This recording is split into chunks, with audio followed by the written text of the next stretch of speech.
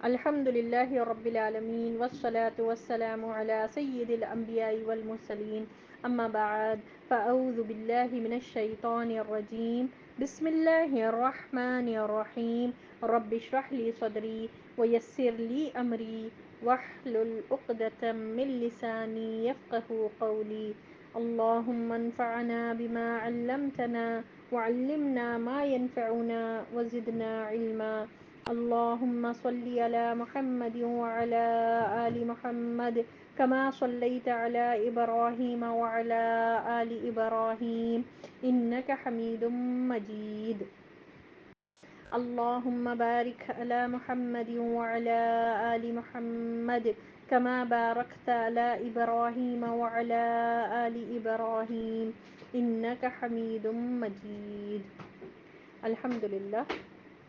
کل تعریف کل شکر اللہ ہی کے لیے ہے. الحمدللہ اللہ کے فضل و کرم سے ہم لوگوں نے سورۃ المزمل کا آغاز کیا تھا لاسٹ کلاس میں، اور ہم لوگوں نے آیت نمبر 1 سے لے کر آیت نمبر 4 تک ہم لوگوں نے مکمل کیا. اور ہم لوگوں نے دیکھا یہ پہلے تو اس کے پروننسیشن پر تو مزمل مزمل نہیں کہیں گے، مزمل ہے یہ، کیونکہ زئی پر بھی شدہ ہے یعنی تشدید ہے، جس کو 2 بار ہم کو پروناؤنس کرنا ہوگا.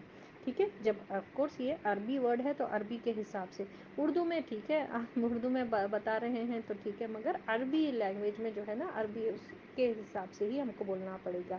بہرحال 20 آیتیں ہیں، اس میں مکی صورت ہے، اور اس کی مگر آخری آیت جو ہے نا وہ مدنی آیت ہے.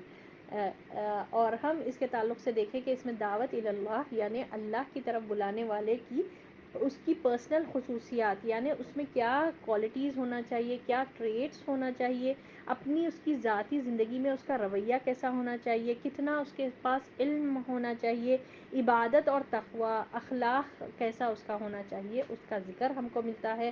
اور یاد رکھیں دعوت کا کام یہ بہت بڑا عمل ہے، یہ بہت بڑی ذمہ داری ہے اور بہت بڑی ہمت کا کام ہے.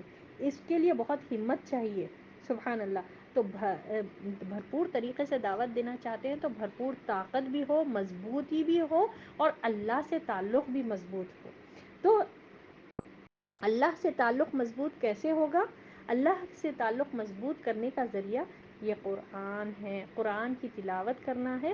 اور ہم دیکھیں کہ قرآن کی تلاوت کو کس طرح اللہ سبحانہ و تعالیٰ نے اس میں ذکر فرمایا ہے کہ رات میں قیام کرنا، رات میں قیام اللیل کرنا. کتنا کرنا اللہ نے بتایا ہے کہ ہاف کر لیں، ٹھیک ہے، ہاف سے تھوڑا زیادہ بڑھا لیں یا پھر کم کر لیں. پوری رات کھڑ کے عبادت نہیں کریں، بلکہ رات میں جو ہے نا ہاف رات کا جتنا وقت ہے اس میں ہاف کر لیں.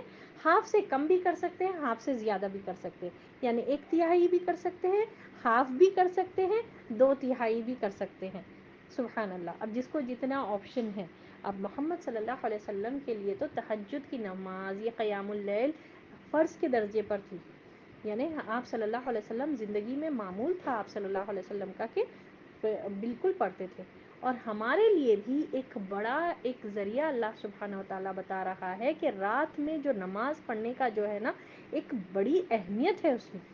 اور انشاءاللہ باذن اللہ آج کی ہم سبق میں دیکھیں گے، آج کی کلاس میں، کہ اس کی کیا اہمیت ہے. تو بہرحال رات کو قیام کریں. اور قرآن کس طرح سے پڑھنا چاہیے؟ وَرَتِّلِ الْقُرْآنَ تَرْتِيلًا. قرآن کو آہستہ آہستہ ٹھہر ٹھہر کر، ٹھیک ہے، اخذ کرتے ہوئے پڑھنا چاہیے. تو اس کے تعلق سے ہم لوگوں نے لاسٹ کلاس میں ڈیٹیل کرے تھے کہ قرآن کو ہے نا ایک سپیڈ سے نہیں پڑھنا چاہیے. جس کی مثال میں نے یہ دی تھی کہ جس طرح چاول صاف کرتے وقت ہم کچرے کو کتنی فاسٹ تیزی سے نکال کر پھینکتے ہیں، ٹھیک ہے، اور جیسے ردی کھجور ہے جب صاف کرنا ہو تو ہم کتنا جلدی جلدی جلدی ہم کرتے ہیں. تو جلدی جلدی نہیں پڑھنا چاہیے. آپ صلی اللہ علیہ وسلم نے کیا فرمایا؟ قرآن کو اپنی آواز سے زینت دو، یعنی بیوٹیفائی کر کے پڑھنا ہے، اچھی آواز سے پڑھنا ہے، اور ٹھہر ٹھہر کر آہستہ آہستہ پڑھنا. یہ قرآن کا حق ہے، اللہ کا حکم ہے. جس طرح یہ قرآن نازل ہوئی ہے اور سبحان اللہ ہم دیکھتے ہیں کہ کس طرح آپ صلی اللہ علیہ وسلم کا پڑھنے کا طریقہ تھا. ہم لوگوں نے حدیثوں کے ریفرنس سے بھی دیکھا. حضرت انس رضی اللہ تعالیٰ عنہ فرماتے ہیں, سلمہ رضی اللہ تعالیٰ عنہ فرماتی ہیں, اسی طرح عائشہ رضی اللہ تعالیٰ عنہ فرماتی ہیں کہ آپ صلی اللہ علیہ وسلم جس طرح جب بھی قرآن پڑھتے تھے تو ایک ایک ورڈ کو الحادہ یعنی کہ سپریٹ کر کے پڑھتے تھے.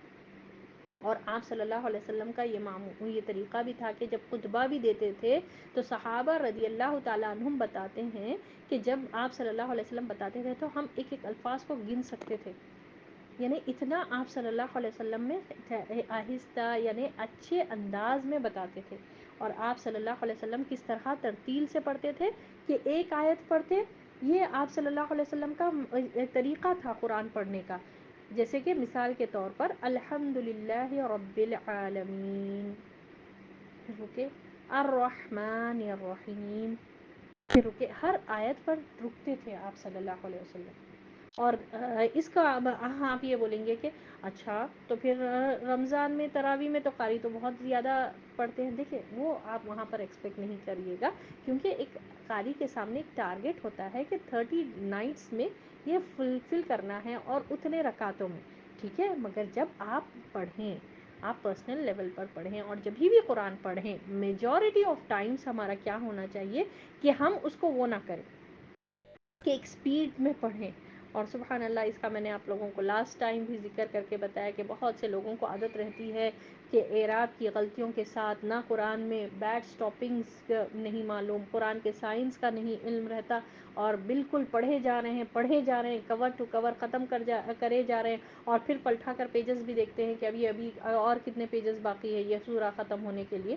سورہ وائز تو نہیں پڑھتے موسٹ آف اس, ہم لوگ کس طرح سے پڑھتے ہیں پارا وائز پڑھتے ہیں. تو اب یہ پارا ختم ہونے کے لیے کتنا ہے, اور پھر یہ سپیڈ کب نظر آتی ہے, اللہ ہم کو معاف فرمائے, رمضان میں, اور ایک کمپٹیشن لگتا ہے. سبحان اللہ. تو یہ نہیں ہے قرآن کا اصل مطلب. کیا ہے کہ ہم کو اخذ کرنا ہے, انڈرسٹینڈنگ آف قرآن ہم کو ہونا چاہیے. ایک صحابی جو ہے نا, ایک مرتبہ کیا کر رہے تھے, قرآن کس طرح پڑھ رہے تھے, ایک آیت پڑھتے روتے جاتے, ایک آیت پڑھتے روتے جاتے, ایک آیت پڑھتے جاتے. اور یہ اس کو کہا ہے, یہی کہا ہے کہ یہ ترتیل ہے. اور آپ صلی اللہ علیہ وسلم کا طریقہ کیا تھا, آپ صلی اللہ علیہ وسلم جہاں پر بھی جنت کا ذکر آتا تو اللہ سے جنت کا سوال کرتے, جہاں پر بھی دعا کرنے کا حکم ہوتا تو آپ صلی اللہ علیہ وسلم دعائیں کرتے اللہ سے. اور آپ صلی اللہ علیہ وسلم کے سامنے جب بھی جہنم کا ذکر آتا آیت میں تو آپ صلی اللہ علیہ وسلم جہنم سے پناہ مانگتے. تو ایکچول میں یہ ہے. اور ترتیل کیا ہے کہ خوبصورت انداز میں آہستہ آہستہ پورے تجوید کے احکامات سے, احکامات جو تجوید کے احکامات ہوتے ہیں, ادغام ہے, اخفاء ہے, اخلاق ہے, یہ سب چیزوں کا پتہ ہو, کہاں پر کتنا ٹھہرنا ہے. اسی کے تعلق سے ہم کو پتہ چلتا ہے نا, جب علی رضی اللہ تعالیٰ عنہ سے پوچھا گیا کہ ترتیل کیا ہے, تو کیا علی رضی اللہ تعالیٰ عنہ نے بتایا, تجوید الحروف معرفت الوقوف, یعنی نکھار کر پڑھنا, کہاں رکنا ہے, کہاں سٹاپ کرنا ہے, کہاں جو ہے نا اس کا کون سا حکم لگنا ہے وہ ہم کو معلوم ہونا چاہیے, اور کہاں ہے کہاں نہیں ہے. اس کا یہ ایک مہارت ہے, اور یہ مہارت ایسے ہی نہیں حاصل ہوتی, اس کے لیے بہت پریکٹس کرنا پڑتا ہے, بہت کوشش کرنا پڑتا ہے یہ لینگویج کے لیے. آف کورس اللہ سبحانہ و تعالیٰ نے یہ لینگویج کو چوز کیا اپنے کلام کے لیے, تو سوچیں اس کے لیے محنت تو ڈیفینیٹلی ریکوائرڈ ہے. اب بہرحال اس میں اللہ سبحانہ و تعالیٰ آگے بتاتا ہے کہ رات میں نماز پڑھنے کی کتنی اہمیت ہے, کہ جو ہے نا قرآن کا پڑھنا, اور راتوں میں قیام اللیل کی کتنی فضیلت ہے. اس کے تعلق سے ہم نے بہت سے حدیثوں کے ذریعے بھی, یعنی کچھ حدیثیں ہم لوگوں نے کیے ہیں, اور وہ ہم لوگوں نے دیکھا کہ کس طرح سے رات کی نماز کی اہمیت ہے. نبی صلی اللہ علیہ وسلم نے فرمایا, افضل الصلاۃ بعد الفریضہ الصلاۃ اللیل, افضل نماز فرض نمازوں کے بعد کون سی ہے, صلاۃ اللیل یعنی قیام اللیل یعنی تہجد کی نماز. اسی طرح آپ صلی اللہ علیہ وسلم جب ہجرت کر مکہ سے مدینہ آئے, عبداللہ بن سلام وہاں پر موجود تھے, یہ یہودی اسکالر تھے, اور جب محمد صلی اللہ علیہ وسلم سے ملنے کے لیے وہ بھی آئے تو فوری دیکھتے ہی یہ عبداللہ بن سلام نے بتایا کہ واقعے میں یہ چہرہ جھوٹوں کا چہرہ نہیں ہو سکتا. تو اس وقت محمد صلی اللہ علیہ وسلم لوگوں سے کہہ رہے تھے, یا ایھا الناس، اے لوگو سلام پھیلاؤ اور لوگوں کو کھانا کھلاؤ اور صلہ رحمی کرو، رشتوں کو جوڑو، اور رات میں جب لوگ سوتے ہیں نماز پڑھو، سلامتی کے ساتھ جنت میں چلے جاؤ گے۔ 4 عمل کا ذکر ہے یہاں پر، ٹھیک ہے، اور 4 بڑے عمل ہیں، آسان بات نہیں ہے۔ سلام پھیلانا یہ ایک آسان بات نہیں ہے، کیونکہ اکثر لوگ جب بھی نا اتفاقی ہوتی ہے سلام ہی چھوٹ جاتا ہے۔ اللہ اکبر۔ اسی کے ذریعے سے ہم لوگوں نے اور ایک حدیث یہ بھی دیکھا کہ کس طرح آپ صلی اللہ علیہ وسلم نے فرمایا، جو رات میں 10 آیتیں پڑھتا ہے، جو شخص قیام اللیل میں رات کے وقت 10 آیتیں تلاوت کرے قیام میں، یعنی رات کی نماز میں، تو اس کا شمار غافل لوگوں میں نہیں ہوگا۔ اسی طرح جو 100 آیتیں تلاوت کرتا ہے، اس کا شمار جو ہے نا قانتین میں ہوگا، یعنی فرما بردار لوگوں میں ہوگا۔ ایسے لوگ جو عاجزی اختیار کرتے ہیں، جو اپنے آپ کو ہمبل کرنا چاہتے ہیں نا، جو اپنے آپ کو شمار کرنا چاہتے ہیں کہ اپنے اندر عاجزی ڈیولپ کرے، اپنے اندر جو ہے نا ایک ڈاؤن ٹو ارتھ والا ایٹیٹیوڈ ڈیولپ کرے، تو اسے چاہیے کہ رات کی نماز میں 100 آیتوں کی تلاوت کرے اور اس کو معمول میں لے کر آئے۔ پھر اسی طرح جو شخص رات کو 1000 آیتیں تلاوت کرتا ہے، تو ایسے شخص کا شمار مقنطرین میں ہوگا۔ مقنطرین کس کو کہتے ہیں؟ ایسے لوگ جس کو بے انتہا اجر و ثواب ملنے والا ہے، بے انتہا ان لمیٹڈ ریوارڈ ملے گا اس کو۔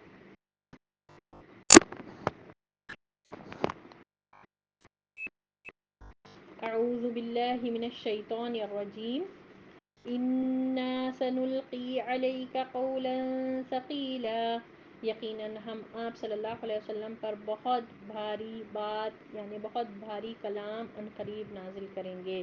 یعنی اللہ سبحانہ وتعالیٰ اس آیت میں فرماتا ہے کہ دیکھیں اس سے پہلے کی آیت میں اللہ سبحانہ وتعالیٰ بتا رہا ہے کہ اب یہ اس کو جھیلنا، یہ ایک بہت بڑا مشن، ایک بہت بڑا بوجھ اللہ سبحانہ وتعالیٰ آپ صلی اللہ علیہ وسلم کو دینے والا ہے۔ یعنی قرآن کے احکامات، یہ جو ہے نا قرآن کے جو فرائض ہے اس پر عمل کرنا، اس کی حدود کی پابندی کرنا، اس کو نافذ کرنا، اس کو تبلیغ اور دعوت کا کام کرنا ایک معمولی چیز نہیں ہے، یہ بہت بڑا ٹاسک تھا، یہ بہت بڑا مشن تھا آپ صلی اللہ علیہ وسلم کے لیے۔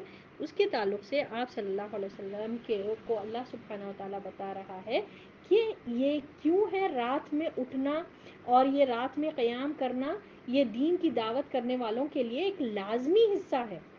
تو اس سے کیا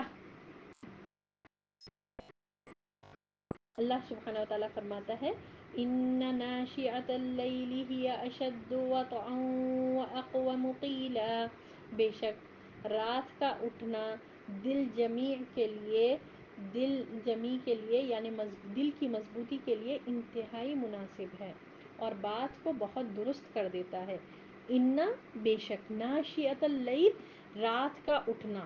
اب یہاں پر آپ لوگوں میں سے کسی نے سوال کیا تھا نا کہ کیا ہم جاگ کر کنٹینیوسلی رہ کر ہم تہجد پڑھ سکتے ہیں؟ پڑھ لیں گے، پڑھ لیجئے، اس میں تہجد ہو جائے گی، آپ کی نماز ہو جائے گی، مگر بہتر چیز کیا ہے اللہ بتا رہا ہے کہ رات میں اٹھنا، ناشئۃ اللیل، رات ایکچوئل میں اس کے معنی کیا آتا ہے؟ سو کر اٹھنا، یعنی رات میں جب نیند میں سو کر اٹھنا۔ رات کا اٹھنا کون سا ہوتا ہے؟ وہ سو کر اٹھنا، یہ جاگ کر اٹھنے کی بات نہیں ہو رہی ہے، جاگ کر آپ کچھ کام کر رہے تھے اب اٹھ جو ہے نا وہ کام چھوڑ کر نماز پڑھیں، نہیں، سو جانا، سو کر اٹھنا، کیونکہ ایک بہت بڑا عمل ہے بھی، سو کر اٹھنا جو ہے نا آسان بات نہیں ہے، نیند کو چھوڑنا پڑتا ہے، پھر بہت ہے نا وہ اٹھنا، پھر جو ہے نا کھڑے ہو کر نماز پڑھنا، ایک کھڑے بھی ہونا، پھر نماز بھی پڑھنا، پھر قرآن بھی کرنا، پھر اتنا طویل قیام بھی کرنا، ایک بہت بڑا کام ہے۔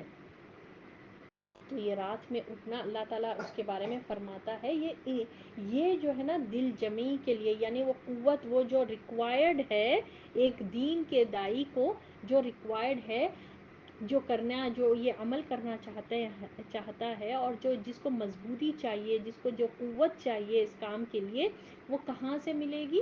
قیام اللیل سے، رات میں سو کر اٹھنا۔ اسی لیے کوشش یہ ہونی چاہیے کہ ہم جو ہے نا رات میں عشاء کے بعد ہمارا کچھ اور کام نہ ہو، فوری جلدی سونے کی عادت ڈالیں، تو کیا ہوتا ہے ہماری نیند بھی پوری ہوتی ہے اور پھر تہجد کو اٹھنا بھی آسان ہوتا ہے۔ سبحان اللہ۔ تو اس کی جو ہے نا اگر جس کسی کو بھی اپنے نفس پر جو ہے نا قابو کرنا ہو، تو یہ کہاں سے ملے گا؟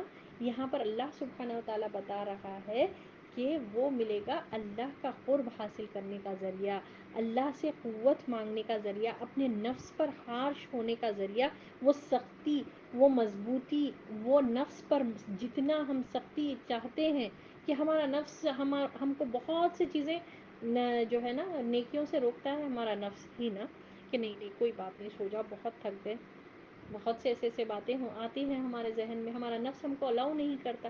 تو وہ نفس پر جب ہم سختی کریں گے، اسٹرکٹ ہوں گے، وہ کہاں کب کرنا انسان کے لیے آسان ہوتا؟ رات میں سو کر اٹھنا.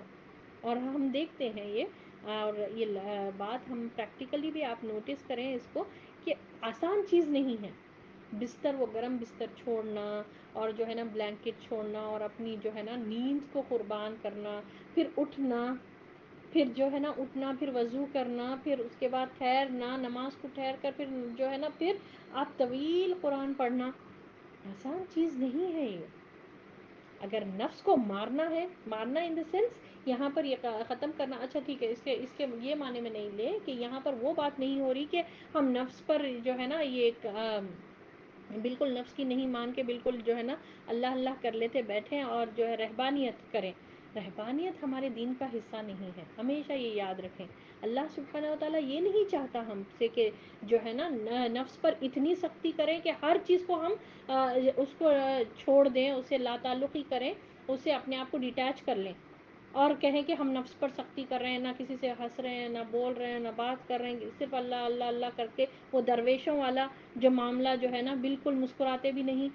اور جبکہ ہم اس کے آن دا کانٹرری ہم دیکھتے ہیں کہ محمد صلی اللہ علیہ وسلم کے بارے میں صحابہ رضی اللہ تعالیٰ عنہم یہ فرماتے تھے کہ ہم نے کسی کو اتنا مسکراتے ہوئے نہیں دیکھا، یعنی اتنا مسکراتا ہوا چہرہ ہم نے کسی کا نہیں دیکھا. آپ صلی اللہ علیہ وسلم کی زندگی کیسی تھی؟ معتدل تھی، بہت بیلنسڈ تھی پورے افیئرس میں.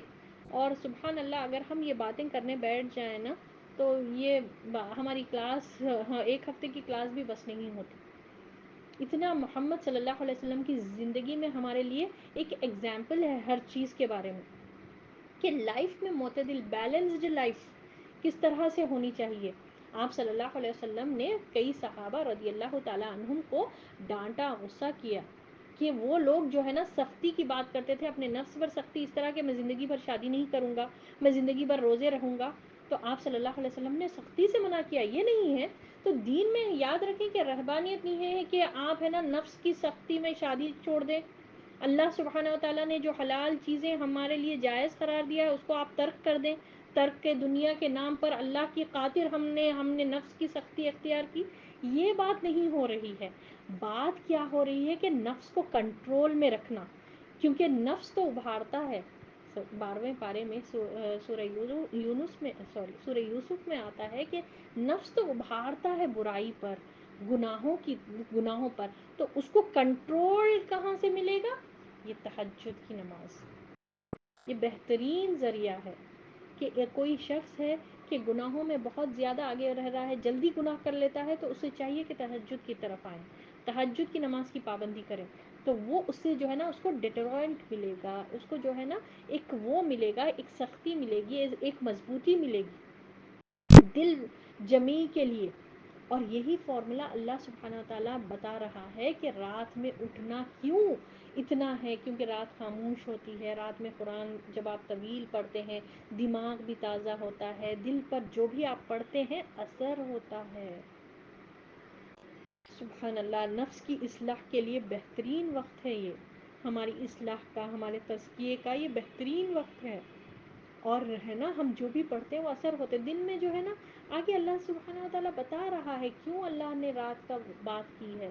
اور رات کے بارے میں بہرحال بہت سے حدیثیں ہیں، مشہور اور معروف حدیثیں ہم کو پتہ ہے کہ اللہ سبحانہ و تعالیٰ آسمان دنیا پر آتا ہے اور خود اللہ آواز لگاتا ہے کوئی مانگنے والا جسے میں عطا کروں. تو اللہ سبحانہ و تعالیٰ وہ وقت کو اتنی اہمیت دے رہا ہے. وجہ کیا ہے کہ ہر جگہ سے دعاؤں کی قبولیت کا بھی وقت ہے یہ.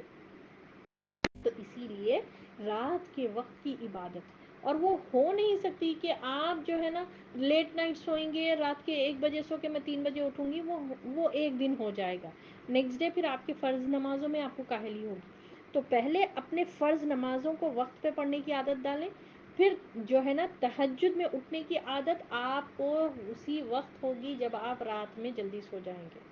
اور یہ چیز جو ہے نا آپ کو ہمت بڑھاتا ہے دین کے کام میں، دین کے دعوت کرنے والوں کی ایک لازمی حصہ ہونا چاہیے۔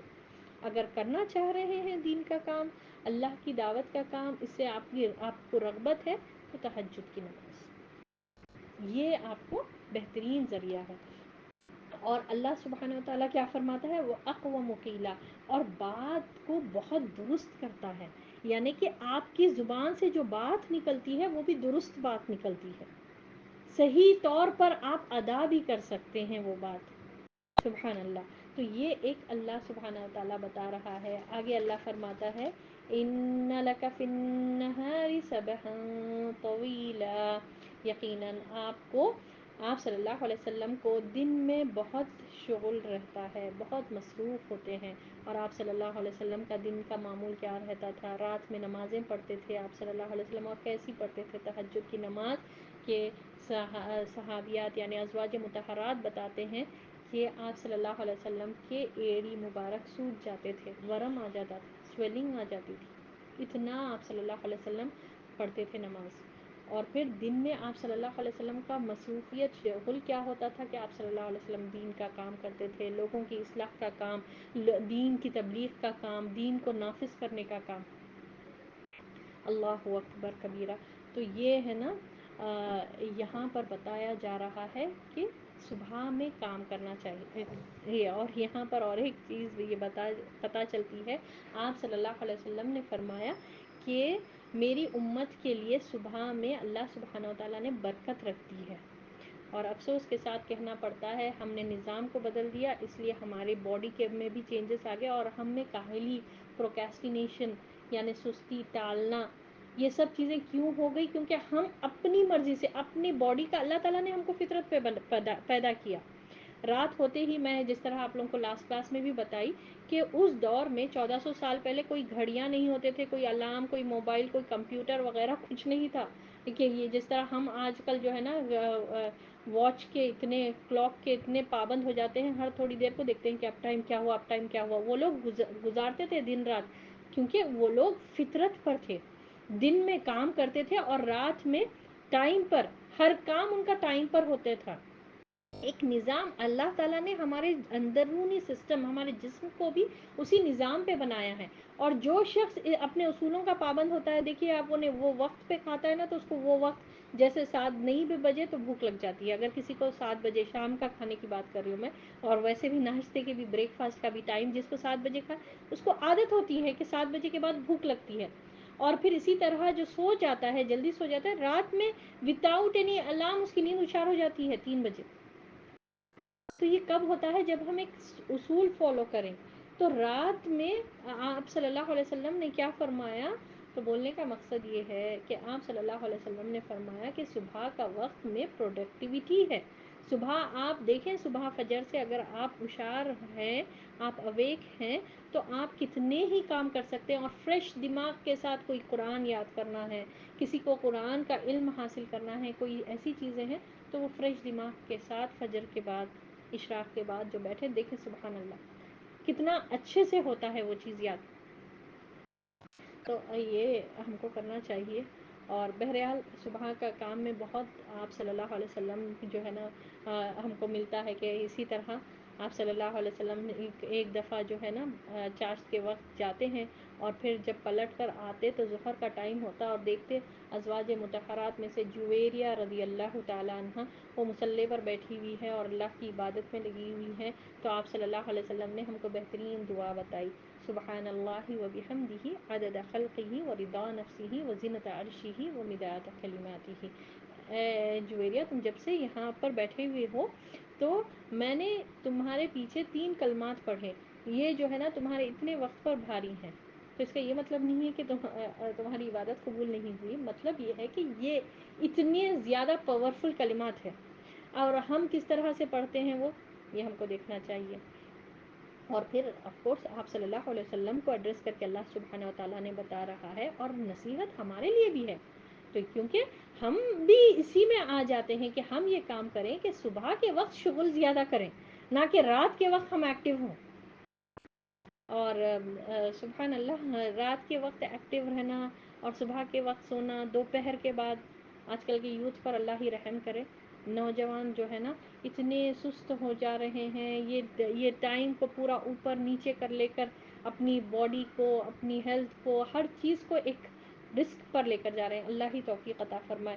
تو بہرحال صبح کا اور صحابہ رضی اللہ تعالیٰ عنہم کے بارے میں کیا آتا ہے کہ آپ صلی اللہ علیہ وسلم اور صحابہ رضی اللہ تعالیٰ عنہم کے بارے میں یہ آتا ہے کہ ایک رومی جاسوس یہاں آ کر صحابہ رضی اللہ تعالیٰ عنہم کے بارے میں جاننے کی کوشش کرا کہ آخر دیکھیں کہ لوگ کیا کریں، کچھ ان لوگوں کو جو ہے نا رشوت دیں، یا پھر ان کا کیا مشغولیت ہوتی ہے جو ان لوگ کو اتنے وکٹریز، اتنے فتوحات مل رہے ہیں، ان لوگوں کا کیا ہے ایکچوئل میں عمل۔ تو وہ چھپ کے جاسوسی کرنے کے لیے آیا تھا مدینہ میں، روم کا رہنے والا رومی جاسوس تھا۔ تو وہ کہتا ہے کہ یہ لوگ جو ہے نا رات کے رونے والے، رات میں اللہ کے سامنے رونے والے، اور دن میں شہسوار ہوتے تھے، گھڑ سوار ہوتے تھے۔ تو یہ ہونا چاہیے۔ اور سبحان اللہ، رات کے دیکھیے، رات میں جاگنا، اور یہ ڈیفینیٹلی یہ لوگ بیسٹ، جو آپ صلی اللہ علیہ وسلم کے کمپینینز تھے، وہ بیسٹ پیپل کہلائے بعد میں۔ سبحان اللہ، نبیوں کے بعد جو بہترین لوگ تھے وہ صحابہ رضی اللہ تعالیٰ عنہم، جو محمد صلی اللہ علیہ وسلم کا ساتھ دیے، اور کس طرح سے ان کی راتیں بسر ہوتی تھی۔ رات میں اللہ کے سامنے اتنا روتے تھے کہ ان کے داڑھیاں تر ہو جاتے تھے، اور ان کے چیکس پر، ان کے چہرے پر، ان کے گال پر آنسوؤں کے نشان ہوتے تھے، اور صبح میں گھڑ سوار، ہمیشہ اللہ کے راستے میں جنگ کرنے کے لیے تیار۔ اللہ اکبر۔ تو ہم بھی یہ دیکھیں نا، ہماری زندگی کیسا گزر رہی ہے، ہماری راتوں کا کیا معاملہ ہے، ہمارے دن کا کیا معاملات ہے۔ آگے اللہ فرماتا ہے وَاذْكُرِ اسْمَ رَبِّكَ وَتَبَتَّلْ إِلَيْهِ تَبْتِيلًا، اور آپ اپنے رب کے نام کا ذکر کیا کرو، اور تمام خلائق سے، تمام مخلوق سے کٹ کر اس کی طرف متوجہ ہو جاؤ۔ یعنی اللہ سبحانہ و تعالیٰ بتا رہا ہے کہ اللہ کا ذکر کثرت سے کیا کرو۔ اللہ کا ذکر، اسی کے بارے میں آتا ہے وَلَذِكْرُ اللَّهِ أَكْبَرُ، اللہ کا ذکر بہت بڑی شے ہے۔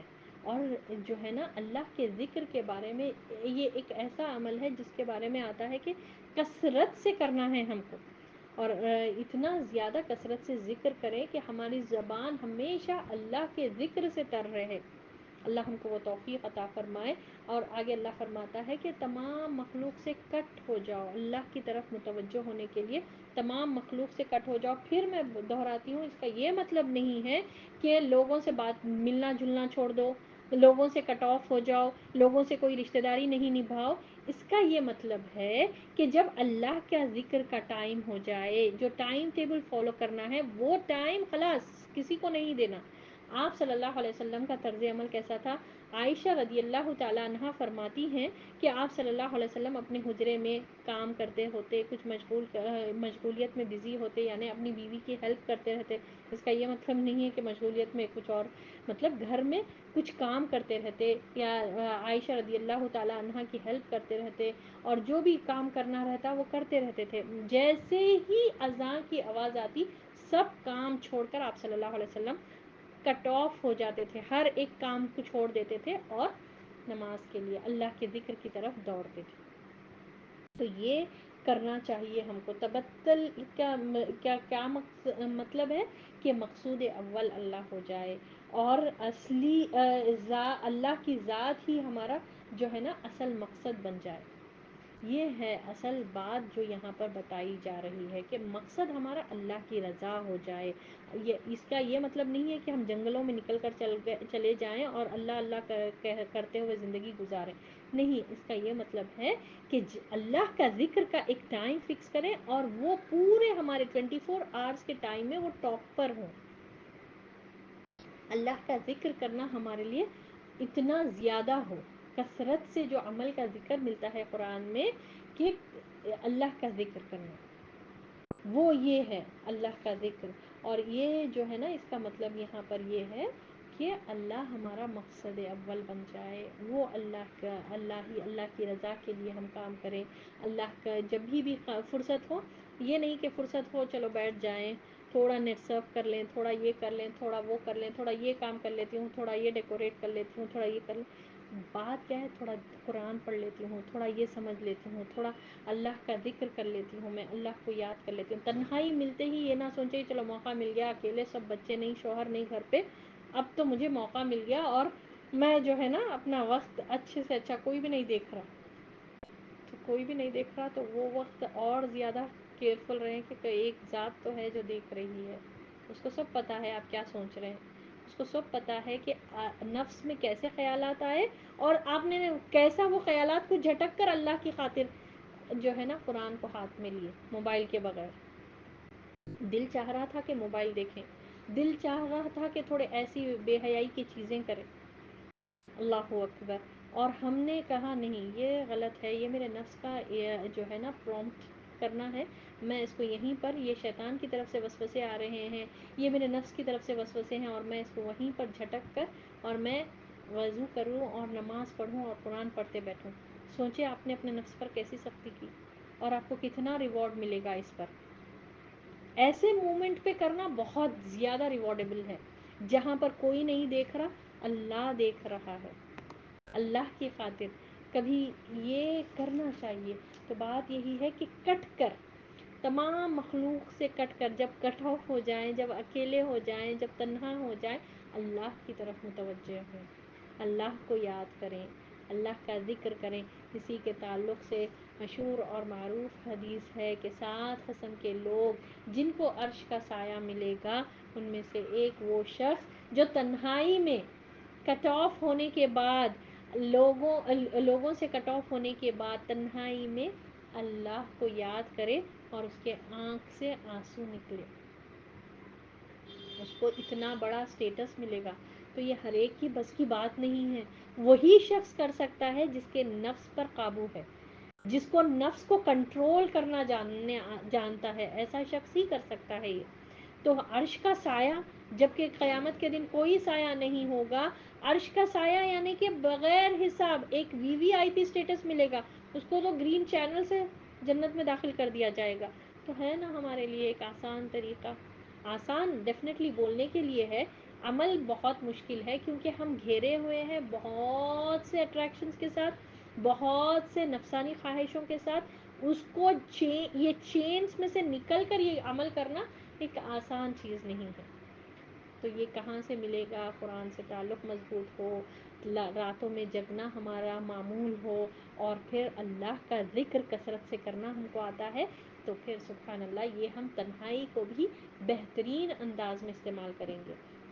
آگے اللہ فرماتا ہے آیت نمبر 9 میں، رب المشرق والمغرب لا الہ الا هو فاتخذه وکیلا. مشرق اور مغرب کا پروردگار جس کے سوا کوئی عبادت کے لائق نہیں، کوئی معبود برحق نہیں، اسی کو اپنا کارساز بنا لو. سبحان اللہ. اور کیسا آپ دیکھیں یہاں پر کیا بتایا جا رہا ہے کہ وہ تو مشرق اور مغرب کا رب ہے. یعنی ہر جو بھی مشرق اور مغرب ہے، جتنے بھی دو مشرق دو مغرب جو بھی لے لیں آپ، ہم لوگوں نے سورۃ الرحمن میں پڑھا تھا رب المشرقین و رب المغربین، وہ دونوں مشرقوں اور دونوں مغربوں کا رب ہے. نارتھ ایسٹ ویسٹ ساؤتھ، دو نارتھ دو ساؤتھ جو بھی لیتے ہیں آپ، ہر قسم کا ڈائریکشن وہ تو سب اللہ ہی کے لیے.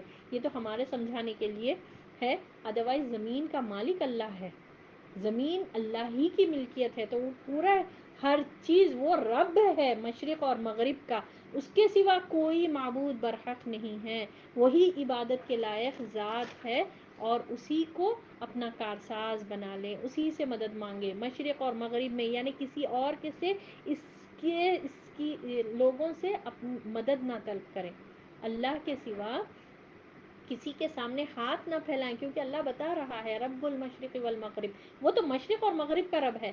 آپ جدھر بھی جائیں گے وہ تو ہر جگہ اللہ تعالیٰ کا اللہ ہی رب ہے.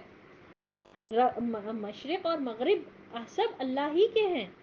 تو اس کو وکیل بنائے، اس کو اپنا کارساز بنائے، اس کو اپنا محافظ بنائے، اس سے اپنی مدد مانگے، مدد کرنے والا وہی بہتر ہے۔ سبحان اللہ۔ اور یہی چیز تو ہم دہراتے ہیں نا اپنی فرض نمازوں کے بعد، اللہم لا مانع لما آتیت ولا موتی لما منعت ولا ينفع ذا الجد منک الجد۔ سبحان اللہ، کتنی پیاری دعا ہے کہ جس کو اللہ عطا کر دے اس کا کوئی روکنے والا نہیں، اور جسے اللہ روک دے اس کو کوئی عطا کرنے والا نہیں، اور کسی صاحب حیثیت کو اس کی حیثیت کسی کے مقابلے میں نفع نہیں دے سکتی۔ تو مانگے اللہ سے، اللہ ہی دینے والی ذات ہے وہ، کیونکہ وہ رب ہے مشرق اور مغرب کا، اس کو کارساز بنائے، اس سے مدد مانگے، انسٹیڈ آف لوگوں سے ہم لوگوں کے پاس جائیں اور لوگوں سے کہیں کہ ہماری مدد کریں، اللہ کو وکیل بنانا۔ اور آگے اللہ فرماتا ہے وَاصْبِرْ عَلَى مَا يَقُولُونَ وَاهْجُرْهُمْ حَجْرًا جَمِيلًا۔ اور جو کچھ وہ کہتے ہیں تو آپ صلی اللہ علیہ وسلم اسے صبر کے ساتھ برداشت کرتے رہیں اور اچھے طریقے سے ان سے ڈیٹیچ ہو جائیں، الگ تلگ ہو جائیں، یعنی کہ ان کی بد کلامی کا جواب اچھے طریقے سے دیجیے۔ تو پورا مکی دور اپنے ذہن میں لا لیجئے، ریوائنڈ کر لیجئے، یاد کریے کہ کیسا وہ وقت تھا، آپ صلی اللہ علیہ وسلم کے ساتھ کیا کیا معاملہ کیا گیا، کیا کیا وہ لوگ کہتے تھے، کبھی شاعر، کبھی مجنون، کبھی جادوگر، کبھی کاہن، کبھی قرآن کو کہتے تھے کہ اجمی نے کسی اجمی سے سیکھ کر آ رہے ہیں، کوئی شیطان کو آ کر پڑھاتا ہے، رات میں آتا ہے اور آپ صلی اللہ علیہ وسلم بولتے ہیں۔ تو آپ صلی اللہ علیہ وسلم کو اللہ سبحانہ و تعالیٰ کیا کہہ رہا ہے، وَاصْبِرْ عَلَىٰ مَا يَقُولُونَ۔ آپ بس صبر کرتے رہیں، خوبصورت طریقے سے صبر کریں اور برداشت کریں، ٹالریٹ کریں، آپ اچھے طریقے سے ان سے درگزر کریں، یعنی کمپلیٹلی ان سے لا تعلقی کٹ آف نہیں ہو جائیں۔ پھر دعوت کا کام کس سے کریں گے جب لوگوں کو چھوڑتے جائیں گے، لوگوں سے بات نہیں کریں گے، ڈیٹیچ ہو جائیں گے، الگ سلگ ہو جائیں گے، تو پھر کس کو دیں گے پھر یہ دعوت کا کام؟ بس تھوڑا جو ہے نا یہاں پر مطلب اللہ تعالی تیار کر رہا ہے محمد صلی اللہ علیہ وسلم کو اللہ کے کام کے لیے کہ کیسا کرنا چاہیے۔ سورۃ المدثر میں بھی ہم لوگوں نے دیکھا وَلِرَبِّكَ فَاصْبِرْ۔ اب یہ کام کرنا آف کورس بہت مشکل کام ہے، آسان چیز نہیں تھی، اور ہم آپ لوگوں میں سے جتنے لوگوں نے سیرت پڑھا ہوگا دیکھا کہ کیسے کیسے چیزوں سے آپ صلی اللہ علیہ وسلم کو گزرنا پڑا، اور تمام انبیاء جتنے بھی پیغمبروں کی زندگی تھی سب لوگوں نے اپنی زندگیوں میں اسٹرگل کیے اپنی قوم کو دعوت دینے کے لیے، اور قوم مان کر نہیں دیتی تھی، اکثر معاملہ کیا ہوتا تھا قوم مانتی ہی نہیں تھی، انکار کرتی تھی، اور وہ بھی ایلیٹ قسم کے لوگ، سردار قسم کے لوگ ہی آگے بڑھ کر اس کا مخالفت کرتے تھے۔ اور یہاں پر بھی ہم لوگوں نے سیرت میں بھی پڑھا کہ کس طرح سرداران قریش نے محمد صلی اللہ علیہ وسلم کی مخالفت میں کیا کچھ نہیں کہا، کیا کچھ نہیں کیا آپ صلی اللہ علیہ وسلم کے ساتھ۔ تو کیا کریں، صبر صبر صبر۔ پورا مکی دور 13 سال کی زندگی میں ہم کو جو سبق ملتا ہے وہ توحید کا درس اور اس پر صبر۔ صبر ایک ایسی چیز ہے، پیشنس، پرزیورنس، یہ جو ایسا ہے آسانی سے نہیں ہوتا۔ تو یہ پورا فارمولا بتایا جا رہا ہے پیچھے کی آیتوں میں کہ کیا کرنا، کیسے آئے گا یہ سب چیز، یہ عمل کریں گے۔ پیچھے کے دیے ہوئے جتنے بھی چیزوں کا اللہ تعالیٰ نے ذکر کیا کہ راتوں میں اٹھنا، قرآن کو پڑھنا، اللہ کا ذکر کرنا، یہ سب چیزیں صبح میں اپنے آپ کو مشغول کرنا، اور لوگوں سے وَاهْجُرْهُمْ حَجْرًا جَمِيلًا والا معاملہ کرنا، کیسا؟ یعنی کہ ان کی بد کلامی کا جواب اچھے طریقے سے دینا، یعنی وہ بد کلامی کر رہے ہیں تو ہم بھی بد کلامی کریں، یہ نہیں ہوگا۔ یہ دعوت کا دین کے داعی کا کردار یہ ہرگز نہیں ہوتا کہ آپ وہ آپ کو جھوٹے کاہن کہہ رہے ہیں، آپ بھی پلٹا کے ان کو پاگل مجنون کہہ رہے ہیں، تو یہ نہیں ہوگا۔ اور کیا کریں، لوگوں سے الگ تھلگ رہنا۔ پھر الگ تھلگ رہنے کا مطلب یہ نہیں ہے کہ کمپلیٹلی ڈیٹیچ ہو جائیں، کٹ آف ہو جائیں، بات ہی کرنا چھوڑ دیں، ان کے پاس جانا آنا ملنا جھولنا چھوڑ دیں، نہیں، یعنی خوبصورت طریقے سے اچھے طریقے سے کٹ آف ہوں، یعنی ان کو اچھی بات بتانے کا، ان کے لیے خیر خواہی کا جذبہ رکھ کر ہی۔ اور آگے اللہ فرماتا ہے وَذَرْنِي وَالْمُكَذِّبِينَ أُولِي النَّعْمَةِ وَمَهِّلْهُمْ قَلِيلًا، اور مجھے اور ان جھٹلانے والوں کو، یعنی جو خوشحال لوگوں کو ہے وہ چھوڑ دو، اور انہیں ذرا سی مہلت دے دو. یعنی اللہ سبحانہ و تعالیٰ بتا رہا ہے اب یہاں، یعنی یہ لوگ جو مشرکان مکہ ہے جو جھٹلاتے پھرتے تھے، جس کو اللہ سبحانہ و تعالیٰ نے بہت زیادہ نعمتیں عطا فرمائی تھی. سورۃ المدثر میں ہم لوگوں نے پڑھا کہ کس طرح سے جو ہے نا ولید بن مغیرہ کا کیریکٹر ہمارے سامنے آیا، کیا کچھ نعمتیں اللہ تعالیٰ نے اس کو عطا فرمایا تھا مگر اس نے انکار کیا. تو اللہ فرما رہا ہے کہ وہ شخص جو ایسا جو کوئی بھی ہو جس کو اللہ سبحانہ و تعالیٰ نے بھرپور نعمتیں، یعنی ہر طرح کی عیش و عشرت اللہ تعالیٰ نے اس کو عطا کی ہو، اسے اور جو ہے نا مجھے اور اسے چھوڑ دو. یعنی اللہ نپٹ لے گا ایسے شخص کے ساتھ، اور تھوڑی اس کو مہلت دے دو. وَمَهِّلْهُمْ قَلِيلًا، تھوڑی مہلت، تھوڑی دیر تک اس کو تھوڑا اسپیس دے دو، تھوڑا اس کو اگنور کر دو. اور یہ کیوں کہا جا رہا ہے؟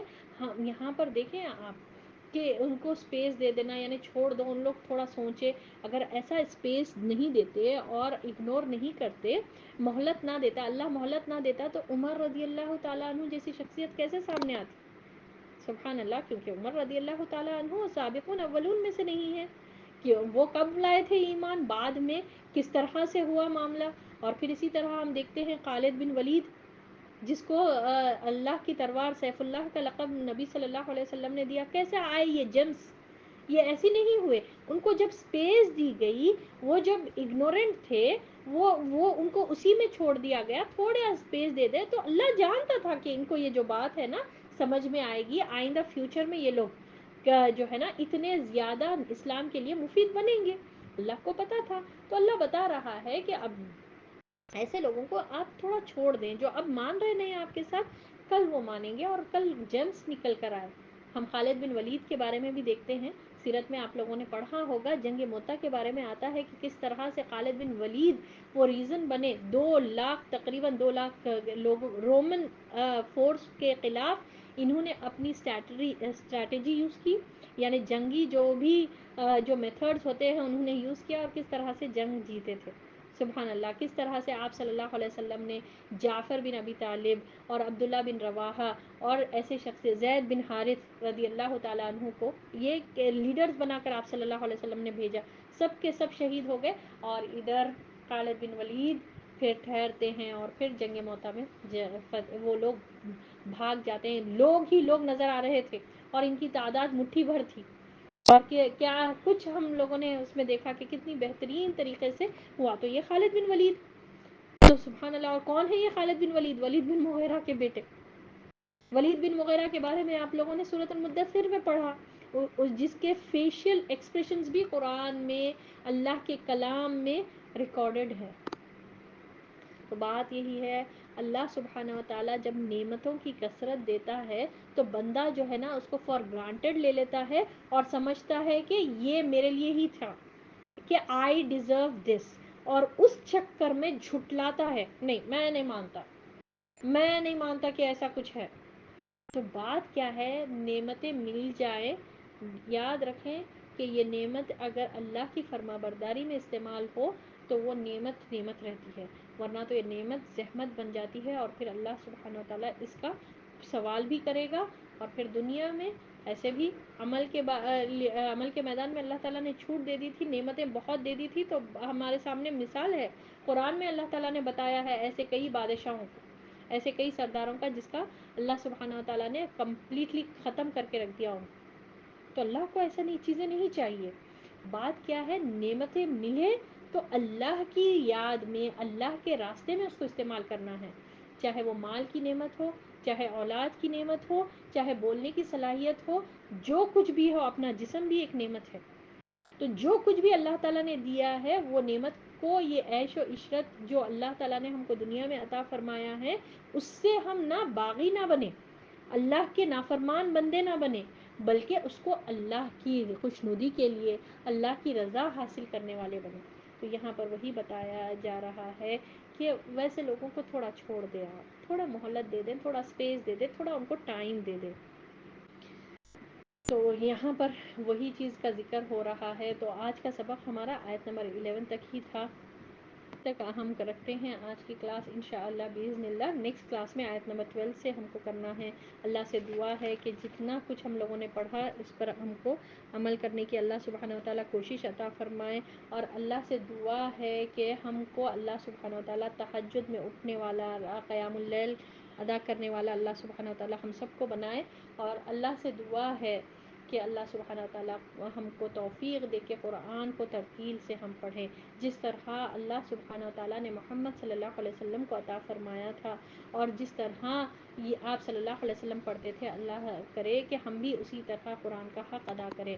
اور قرآن کا حق کیا ہے کہ اس کو باقاعدگی کے ساتھ پڑھیں، اس کی جو ہے نا تلاوت کے احکامات کو ہم یاد کریں، یعنی کہ اس تجوید کے احکامات، اس کے لیے اپنا وقت لگائیں، پھر اس کو سمجھیں، پھر اس پر عمل کریں، عمل کرنے کے بعد دوسروں تک پہنچائیں. اللہ سے دعا ہے کہ اس کے تمام جتنے بھی اس کے حقوق ہیں اس کو ہم ادا کرنے والا بنائیں. اللہ ہم کو، اللہ اپنی توفیق سے، اور اللہ سے دعا ہے کہ اللہ سبحانہ و تعالیٰ ہم سب کو اہل القرآن میں شمار فرمائے.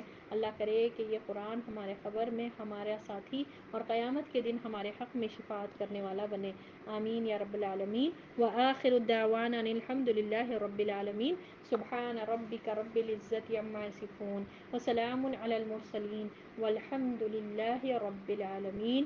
سبحانک اللہم وبحمدک نشہد ان لا الہ الا انت نستغفرک ونتوب الیک. السلام علیکم ورحمۃ اللہ وبرکاتہ.